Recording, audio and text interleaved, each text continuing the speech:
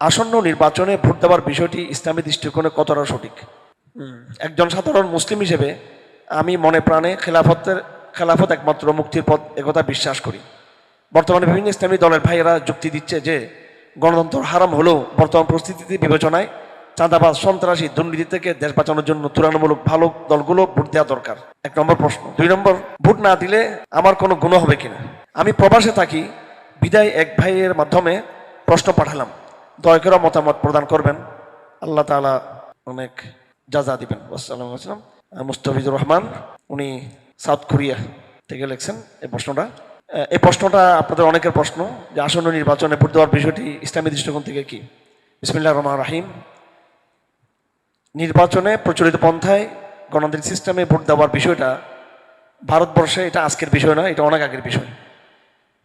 British চলে যাওয়ার পরে যখন পাকিস্তান রাষ্ট্র যখন প্রতিষ্ঠা হয়েছিল, এই প্রতিশ্রুতি দিয়ে যে পাকিস্তান কা মতলব কি লা ইলাহা ইল্লাল্লাহ, এই স্লোগান দিয়ে পাকিস্তান প্রতিষ্ঠা হয়েছিল। আমি আপনাদের সবাইকে জিজ্ঞেস করতে চাই, পাকিস্তানে অসংখ্য নির্বাচন হয়েছে কিনা? ওলামায়ে কেরাম সেই নির্বাচনে ভোট দেওয়ার জন্য তারা ফতোয়া দিয়েছেন এটার জন্য। আমি জিজ্ঞেস করতে চাই, পাকিস্তান রাষ্ট্রে ইসলামী শরিয়া প্রতিষ্ঠিত হয়েছে কিনা? পাকিস্তান হয়েছে? এটা চ্যালেঞ্জ। এখন আপনারাই বলুন, যদি বলেন যে নির্বাচনের সমাধান ভোট দিতেই হবে, মন্দের ভালো বলে, তো পাকিস্তান আমাদের সামনে একটা নমুনা হিসাবে আমাদের আছে। আর পাকিস্তানের নমুনাটা অনেক শক্ত একটা নমুনা।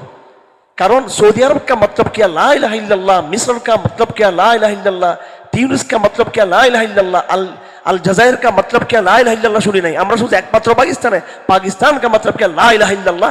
এটা ইসলামের নাম, এটাকে প্রতিষ্ঠা করার ওরা কথা বলেছিল মুসলিম লীগ। তারপর মুসলিম লীগের বেঈমানির কারণে কাউন্টার ইসলামিক দল তৈরি হলো এই সিস্টেমের ভিতর দিয়ে, নাজাম ইসলাম পার্টি। এবং তারা বেশ একটা ফাইট তারা জমাতে পেরেছেন। যেভাবে এখন বর্তমান জামাতের নেতৃত্বে যে জোট, জামাত ইসলামের নেতৃত্বে বিএনপির এগেইনস্টে তারা ভালো একটা চ্যালেঞ্জ এখন খাড়া করেছে। ঠিক তদ্রুপ পাকিস্তান নাজাম ইসলাম পার্টিও মুসলিম লীগের বিরুদ্ধে একটা ভালো একটা তারা অবস্থানে গিয়েছিল।